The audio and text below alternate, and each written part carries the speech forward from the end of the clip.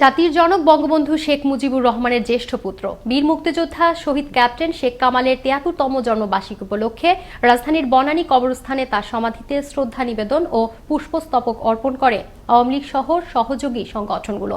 শুক্রবার সকালে পুষ্পস্তবক অর্পণ শেষে মরহুমের রুহের মাগফিরাত কামনায় অনুষ্ঠিত হয় বিশেষ দোয়া মোনাজাত। সহকর্মী জয়নাল আবেদিনের প্রতিবেদনে থাকছে বিস্তারিত। ক্যামেরায় ছিলেন আলী আহমেদ। শহীদ ক্যাপ্টেন শেখ কামাল জাতির জনক বঙ্গবন্ধু শেখ মুজিবুর রহমানের জ্যেষ্ঠ পুত্র। তিনি ১৯৪৯ সালের আজকের এই দিনে গোপালগঞ্জের টঙ্গীপাড়ায় জন্মগ্রহণ করেন তিনি। আজ তার ৭৩তম জন্মদিন।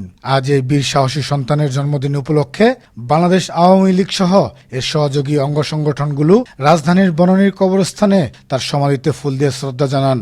শুক্রবার সকালে শহীদ শেখ কামালের সমাধিতে প্রধানমন্ত্রী শেখ হাসিনার পক্ষ থেকে ফুল দিয়ে শ্রদ্ধা জানান বাংলাদেশ আওয়ামী লীগের সাধারণ সম্পাদক এবং সড়ক পরিবহন ও সেতু মন্ত্রী ওবায়দুল কাদের। পরে তিনি দলের জ্যেষ্ঠ নেতাদের নিয়ে আওয়ামী লীগের পক্ষ থেকে ফুল দিয়ে শ্রদ্ধা জানান। আগস্ট মাস এলেই বিএনপি সত্যের মুখোমুখি হতে ভয় পায়। নির্বাচনকে সামনে রেখে আবারও আগুন সন্ত্রাস করে তারা নির্বাচনী পরিবেশ নষ্ট করতে। আমরা প্রস্তুত হত্যা ষড়যন্ত্রের রাজনীতি আমরা রুখবই। অপরদিকে সকালে ঢাকা উত্তর সিটি কর্পোরেশনের মেয়র আতিকুল ইসলাম শহীদ শেখ কামালের সমাধিতে ফুল দিয়ে শ্রদ্ধা জানান। পরে শহীদ শেখ কামালকে গভীর শ্রদ্ধা ও সম্মানের সাথে স্মরণ করে তিনি বলেন, তিনি ছিলেন একজন ক্রীড়া ও সাংস্কৃতিক মনা মানুষ। এছাড়াও ৭১-এর মুক্তিযুদ্ধে তার রয়েছে বিশাল অবদান।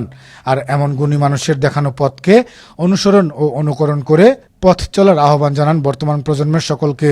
আমি যুব সমাজকে বলবো, আসুন আমরা শেখ কামাল যেভাবে মানুষকে ভালোবেসেছেন, মানুষের পাশে দাঁড়িয়েছে।